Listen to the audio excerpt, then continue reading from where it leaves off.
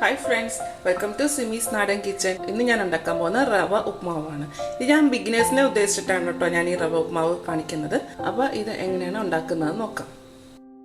എൻ്റെ ചാനൽ ആദ്യമായിട്ടാണ് കാണുന്നതെന്നുണ്ടെങ്കിൽ ഒന്ന് സബ്സ്ക്രൈബ് ചെയ്തേക്കുക. സബ്സ്ക്രൈബ് ചെയ്തുമ്പോഴത്തേക്ക് ഒരു ബെൽ ഐക്കൺ വരും. ആ ബെൽ ഐക്കണിൽ കൂടെ ക്ലിക്ക് ചെയ്യുകയാണെന്നുണ്ടെങ്കിൽ ഞാൻ അപ്ലോഡ് ചെയ്യുന്ന വീഡിയോ നിങ്ങൾക്ക് അപ്പം തന്നെ കിട്ടും. 1/2 കപ്പ് റവ. ഇത് വറുത്ത റവയാണ്.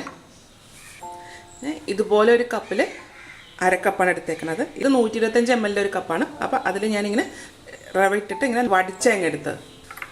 3/4 കപ്പ് തേങ്ങ, 1/2 ടേബിൾ സ്പൂൺ ഇഞ്ചി. ഇഞ്ചി അധികം കിടക്കുന്ന ടേസ്റ്റാണ്. ചിലർക്കൊക്കെ ഉപ്മാവ് കഴിക്കുമ്പോൾ ഗ്യാസൊക്കെ വരാൻ ചാൻസ് ഉണ്ട്. അപ്പോൾ ഇഞ്ചി അധികം ഇട്ട് കഴിഞ്ഞാൽ നല്ലതാണ്. അപ്പം പിന്നെ ഒരു ചെറിയ സവാള ഞാൻ ഈ ഒരു വലിപ്പമുള്ള ചെറിയ സവാളയാണ് എടുത്തേക്കുന്നത്. പച്ചമുളക്, കറിവേപ്പില. ഉപ്മാവ് ഉണ്ടാക്കി തുടങ്ങാം. അതിനായിട്ട് ഞാനൊരു ചീനിച്ചട്ടി ചൂടാക്കാൻ വെച്ചിട്ടുണ്ട്. അപ്പോൾ നല്ല കട്ടിയുള്ള ചീനിച്ചട്ടി ആയിരിക്കണം. ഇതിലേക്ക് ഞാൻ വെളിച്ചെണ്ണ ഒഴിക്കണേനെ. അപ്പോൾ ഞാൻ 2 ടേബിൾ സ്പൂൺ വെളിച്ചെണ്ണ ഒഴിച്ചിട്ടുണ്ട്. എണ്ണ ചൂടായി കഴിയുമ്പോഴത്തേക്കും 1/4 ടീസ്പൂൺ കടുക്,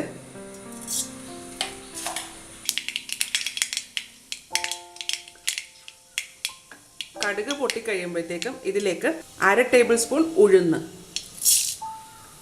ഉഴുന്നൊന്ന് ചെറുതായിട്ടൊന്ന് മൂത്ത് വരണം. അതൊരു ക്രിസ്പി പോലെയാണ്, കരിഞ്ഞു പോകരുത്.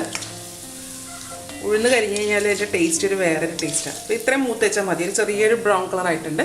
ഇതിലേക്ക് നമുക്ക് ഇഞ്ചി, പച്ചമുളക്, സവാള, കറിവേപ്പില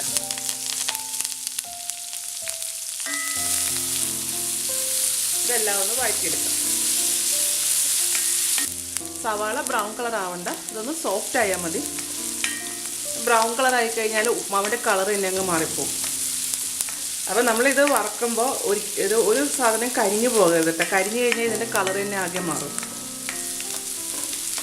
അപ്പോൾ സവാളയൊന്ന് നല്ല സോഫ്റ്റ് ആയിട്ടുണ്ട്. ഇതിലേക്ക് നമ്മൾ അരിഞ്ഞു വെച്ചേക്കണ ക്യാരറ്റ്. ഇത് ക്യാരറ്റ് ഓപ്ഷനിലാണ് കേട്ടോ. അപ്പോൾ ക്യാരറ്റും ബീൻസും ഗ്രീൻ പീസൊക്കെ നമുക്കിതിൽ ചേർക്കാം. ക്യാരറ്റ് കഴിക്കാത്ത പിള്ളേരൊക്കെ ഉണ്ടെങ്കിൽ ഇതിൽ കൂടെ കഴിച്ചോളൂ. ഇനി ഇതിലേക്ക് വെള്ളം. ഞാൻ 1 കപ്പ് വെള്ളമാണ് ഒഴിച്ചേക്കുന്നത്. അപ്പോൾ ഞാൻ 1/2 കപ്പ് റവയാണ് എടുത്തേക്കുന്നത്. അപ്പോൾ അതനുസരിച്ചിട്ട് ആ സെയിം കപ്പിൽ തന്നെ 1 കപ്പ് വെള്ളം എടുത്തിട്ട് ഒഴിച്ചു. അപ്പോൾ നമ്മൾ ശ്രദ്ധിക്കേണ്ടത് എന്താണെന്ന് വെച്ചാൽ ഏത് കപ്പിലാണോ റവ എടുക്കുന്നത് ആ കപ്പിൽ തന്നെ വെള്ളം എടുക്കാനായിട്ട് ശ്രദ്ധിക്കുക. ഇനി ഇതിലേക്ക് തേങ്ങ. നമ്മളിവിടെ 3/4 കപ്പ് തേങ്ങയാണ് എടുത്ത് വെച്ചേക്കുന്നത്. അപ്പോൾ ഞാൻ ഇതിൽ നിന്ന് 1/2 കപ്പോളം തേങ്ങ ഞാൻ ഈ വെള്ളത്തിലേക്ക് ചേർക്കണതാണ്. ബാക്കി നമുക്ക് ലാസ്റ്റ് ഇടാൻ വേണ്ടിയിട്ടാണ്. ഉപ്പുമാവിൽ തേങ്ങയൊക്കെ എത്ര കിടക്കുന്നോ അത്രയും ടേസ്റ്റാണ്. തേങ്ങ, സവാള ഒക്കെ ഒരുപാട് കിടന്നു കഴിഞ്ഞാൽ ഭയങ്കര ടേസ്റ്റാണ് ഉപ്പുമാവിന്. ഇനി ഇതിലേക്ക് ഉപ്പ് ആവശ്യത്തിന്. നമ്മൾ നേരത്തെ കടുക് പൊട്ടിച്ച് കഴിഞ്ഞപ്പോഴത്തേക്ക് ഉഴുന്ന് വറുത്തായിരുന്നേ. അതിൻ്റെ കൂട്ടത്തിൽ വേണമെങ്കിൽ ഉഴുന്നിന് പകരം നമുക്ക് കശുവണ്ടി വറുത്തിരുന്നതും നല്ല ടേസ്റ്റ് ആയി. ഇതിൻ്റെ അകത്ത് കശുവണ്ടി വറുത്തിടാം, പിന്നെ പരിപ്പ്, അങ്ങനെ എന്ത് സാധനങ്ങൾ വേണമെങ്കിലും വറുത്തിടാം കേട്ടോ അതിൻ്റെ അകത്ത്. അപ്പോൾ അതൊക്കെ ഇടുമ്പോൾ ഒരു പ്രത്യേക ടേസ്റ്റ് ആയിരുന്നു. ഇനി ഈ വെള്ളം നന്നായിട്ടൊന്ന് തിളച്ച് വരണം. ഇപ്പോൾ ഈ വെള്ളം തിളച്ച് തുടങ്ങിയിട്ടുണ്ട്.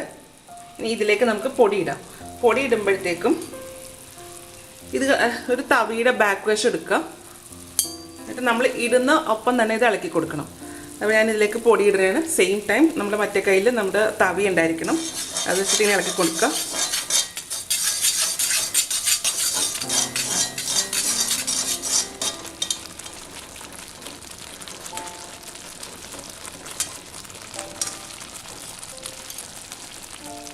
ഇനി സ്റ്റൗവിൻ്റെ ഫ്ലെയിം നന്നായിട്ട് കുറച്ച് വെക്കുക. ഇനി ഇതിലേക്ക് ഞാൻ 1 ടീസ്പൂൺ നെയ്യും കൂടെ ചേർക്കുന്നുണ്ട്. ഇതിനകത്ത് നെയ്യ് ചേർത്ത് കഴിഞ്ഞാൽ ഒരു ഭയങ്കര ടേസ്റ്റ് ആട്ടോ അത്. നെയ്യ് ഇട്ടിട്ട് ഒന്നും കൂടെ ഇളക്കി കൊടുക്കാം. ഇതിൻ്റെ വെള്ളമൊക്കെ വറ്റി തുടങ്ങിയിട്ടുണ്ട്.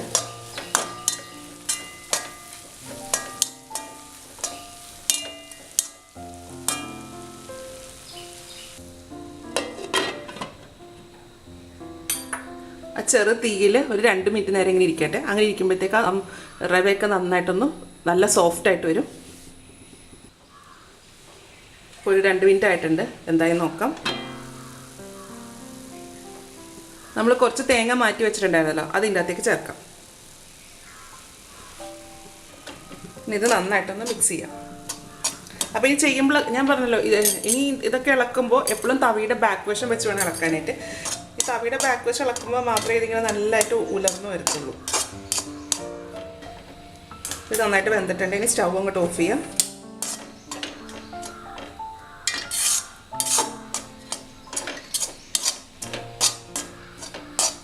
ആ നെയ്യൊക്കെ ചേർത്തപ്പോൾ നല്ലൊരു ഫ്ലേവർ ആട്ടോ വരുന്നത്.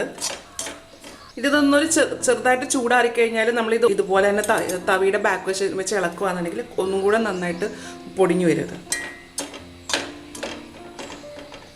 ഇതിപ്പോൾ ശരിക്കും നന്നായിട്ട് പൊടിഞ്ഞിട്ടുണ്ട്.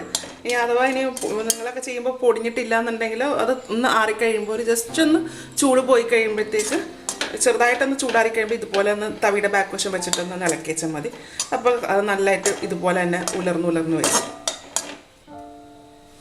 അപ്പം നമ്മുടെ റവ ഉപ്പുമാവ് റെഡി ആയിട്ടുണ്ട്. അപ്പോൾ ഇതെല്ലാവരും ഒന്ന് ട്രൈ ചെയ്ത് നോക്കൂ കേട്ടോ. ട്രൈ ചെയ്ത് നോക്കിയിട്ട് ഇതിൻ്റെ അഭിപ്രായം എൻ്റെ കമൻറ്റ് ബോക്സിലിടുക. എൻ്റെ വീഡിയോ ഇഷ്ടമായിരുന്നുണ്ടെങ്കിൽ ലൈക്ക് ചെയ്യുക, സബ്സ്ക്രൈബ് ചെയ്യുക, ഷെയർ ചെയ്യുക. അപ്പോൾ ഇനി അടുത്ത ദിവസം അടുത്ത റെസിപ്പി ആയിട്ട് കാണാം. Thank you.